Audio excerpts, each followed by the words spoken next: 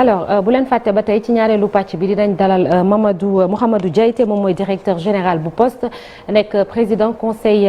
départemental bu Bounkiling alors Marcel sànq ñu ngi ko doon junj sànq tey dangaa tànn daal di wax ci li nga xamante ni mooy suñu jàmbaar yi am na ci ñett ñu ñàkk seen bakken mardi bi la weesu n'est-ce pas. mardi bi la weesu soxna naata ñett kon ci suñuy soldats yi nga xamante ni dañ leen daal di rek faat foofu ca Mali kon mardi sinistre mardi lañ ko daal di tuddee ñu jàpp ne tamit juróom yeneen ci ay en tout cas soldats dañu daal di rek ñoom fu mu nekk ni nekk ci ay gaañu mu di benn bilan provisoire kon ñuy fàttali que seen convoi dafa daal di rek dal ci benn engin explosif soriwul dara ak village boobu ñuy wax Songobia nekk ci sud-ouest bu Bandiagara ci nekkaale dans le centre du Mali donc ñoom nga xamante ne dañoo bokkoon ci benn convoi ravitaillement mission multidimensionnelle intégrée des Nations Unies pour la stabilisation au Mali ñu gën leen xamee ci MINUSMA convoi boobu nag ñu jàpp ne que dañ doon jëm ca foofu mooy Sévaré mu nekk kon dëkk bu gën a rëy ci région bu Mopti toujours kon dans le centre du Mali ñu jàpp ne que lu toll ci à peu près 298 soldats de la paix ñoom jot nañ ñàkk seen bakken ca Mali depuis début mission ONU boobu donc di MINUSMA en 2013 donc plus de la moitié daal di kon ñàkk seen bakken ci ay zones yi nga xamante ne dañ jàpp ne ay zones yu hostile la mu sax fexe ba MINUSMA nekk mission maintien de la paix de l'ONU bi nga xamante ne foofu la ñuy gën a nemmeeku ay nit yuy ñàkk seen bakken soxna naata. ay kàddu sargal nag bàyyeekoo na fu nekk Marcel ginnaaw ba ñu faatoo. bàyyeeku na fu nekk bien évidemment mën nañ wax ne Sénégal moom moo tàmbali boobule réaction d'abord le président Macky Sall moom mi nga xamante ni à travers un post publié sur Twitter daal dinay adressé condoléances am jëmale ko ci njabootu soldats yooyu nga xamante ni dañ daal di tombé au champ d'honneur ainsi qu'aux forces armées sénégalaises kon la daal di adressé yooyu les condoléances donc je m'incline devant la mémoire de trois de nos jàmbaar de la mission DET Sen 11 / MINUSMA tombé au champ d'honneur au Mali muy souhaité tamit prompt rétablissement aux blessés secrétaire général ONU bi di Antonio Guterres ak tamit conseil de sécurité daal di condamné fermement li nga xamante ne moom mooy attaque boobule tout en présentant leurs condoléances ñoom tamit gouvernement beeg peuple sénégalais exprimé waale seen profonde sympathie jëmale ko tamit ba léegi famille des victimes yooyu noonu Antonio Guterres di fàttali ne attaque yooyu nga xamante ne dafay viser ay casque bleu bu ONU ñoom mën na nekk rek ay li nga xamante moom mooy ay crimes de guerre bu ñu sukkandikoo ci droit international ci benn déclaration à la presse sax membre conseil de sécurité yooyu daal di woo gouvernement malien ngir ñu enquêter li mu gën a gaawee ci attaque boobu nga xamante ne dañu daal di jàpp ne rek tamit soutien MINUSMA war na ci mën a àndaale ba pare traduiraale ñi nga xamante ne ñoom ñoo daal di def li ni mel en justice gouvernement malien bi moom tamit daal di réagir sur Twitter à travers le ministère malien des affaires étrangères et de la coopération internationale ñu xamal ne rek mort tragique ñetti casque bleu yooyu noonu ci région Bandiagara dafa daal di rek attristé bu baax a baax foofu nga xamante ne moom mooy réewu Mali ñuy condamné waale acte barbare boobu di présenter waale les condoléances à la MINUSMA au gouvernement mais également au peuple sénégalais soxna naata. alors Marcel ci mission maintien en paix maanaam fexe ba jàmm sax ci ay dëkk Sénégal moom ràññee nañ ko ci bu baax a baax. ràññee nañ ko ci bu baax a baax mën nañ wax ne que le chiffre n'a pas évolué ndaxte Sénégal mu ngi am lu toll ci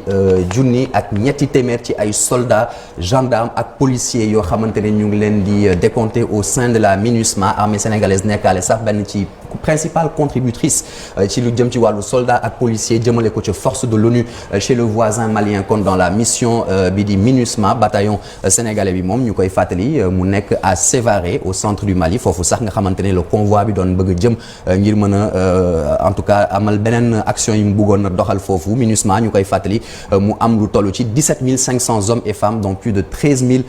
soldats et policiers à travers le monde tamit ñu jàpp ne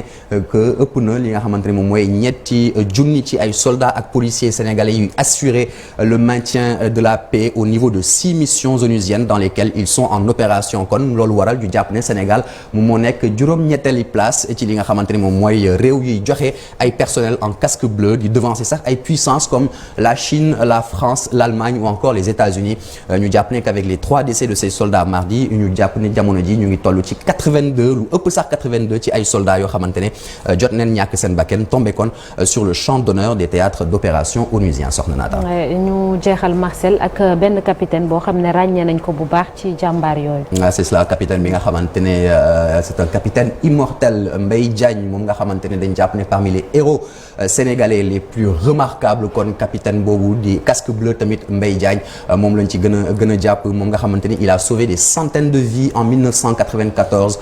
lors du génocide rwandais te nga xamante ne lu ëpp 800 000 ci ay doomu aadama jot nañ ci ñàkk seeni bakken 31 mai 1994 kon mu daal di rek succombé à une blessure mortelle te mu daal di egsi gannaaw ba mu doon defee service am te ñu jàppoon ne mu ngi tolloon ci 36 ans kon loolu rek la amoon ci ay at te ba muy gaañu à l'origine benn obus mortier bi nga xamante ne force FPR Front patriotique rwandais ñoom ñoo ko daal di sànni mu daal di exploser soriwul dara ak otom alors que mu ngi arrêté woon ci benn poste contrôle gouvernemental gannaaw bu mu gaañoo sax moom organisation des Nations Unies daal di rek suspendre seeni opération de secours ca Kigali et donc ñaar fukki at après donc en mai 2014 conseil de sécurité de l'ONU daal di rek créé li nga xamante ne moom mooy la médaille du capitaine Mbaye Diagne en l'honneur des militaires des policiers waaye tamit civils des Nations Unies ak tamit seen personnel associé yoo xamante ne dañuy rek def preuve de courage exceptionnel face à un danger extrême et donc 2 ans plus tard en 2016 plus exactement médaille inaugurale boobu ñu daal di koy décerner njabootu capitaine Mbaye Diagne gannaaw benn cérémonie boo xamante ne amoon na ci siège organisation des Nations Unies ca New York aux États-Unis soxna Naata. Merci beaucoup Marcel pour tous ces détails jërëjëf capitaine Mbaye Diagne nga xamante ni kenn du ko fàtte Chérif tout le temps dañ koy fàttali waaye laaj bi mooy ndax ñu ngi koy ancré suffisamment ci sénégalais yi rawatina xale yi ngir ñu xam ñi nga xamante ni moo di suñu jàmbaar yi ak liggéey bi ñuy def. xale yi moom xamun Mbaye Diagne te loolu quand même Nations Unies gis na ni ñoom ñi ngi def seen kéemtulaay kattan ngir ñu bañ koo fàtte moo tax sax affaire médaille boobu ñu daal di koy instituer commencé woon nañ ko déjà def jox njabootam mais mooy ca Rwanda tamit boo demee ku xam la askan Rwanda parce que quand même par devoir de reconnaissance ak li nga xamante ni def na ko fa foofa ci Rwanda moo tax mënuñ ko fàtte mais ci Sénégal il faut que les nouvelles générations aussi ñu xam kan mooy Mbaye Diagne parce que ci wàllu sacrifice moom la def quand même ba ñàkk ci bakkanam mu nekk suñu dëkkandoo fa li nga xamante ne moom mooy ca Pikine di si njabootam nekk fa te loolu tamit armée bi am nañ ci rôle buñ ci war a jouer ak kilifa yi nga xamante ni comme ñoom lañ dénk li nga xamante rek mooy yar gone yi bu ko defee kon ñu am ci taxawaay beneen bi tamit ginnaaw bi masawoo armée bu Sénégal ci ñi ñàkk seen bakkan fële ci Mali jaale ko seeni njaboot muy ñetti soldats yi nga xamante ni gis nañ quand même seeni photo ak yéene jin amoon surtout ak yaakaar ñenn ñi bàyyi fi ay gone ñenn ñi tamit amoon yéene ñëwaat ngir gis leen ngeen gis ko noonu muy Diallo ay ñoom Eugène yàlla yërëm leen ñi ci blessé aussi également nekk fi nga xamante ni mooy hôpital principal suñu borom def ko Mali nag day dëkk boo xamante ni comme ni ñu koy waxee Sénégal jaadu na mu teefa ndax ba terroristes yi di avancé liñ doon ŋàññi mooy yéex gi war ñoon xaar sax waa France di ñu fa jiita ndax comme mooy suñu dëkkandoo te boo nekk ak sa dëkkandoo këram di tàkk kenn waru la fa jiitu sachant que buñ fa xeexee terrorisme bi gàttandu ko la mu bañ yegg si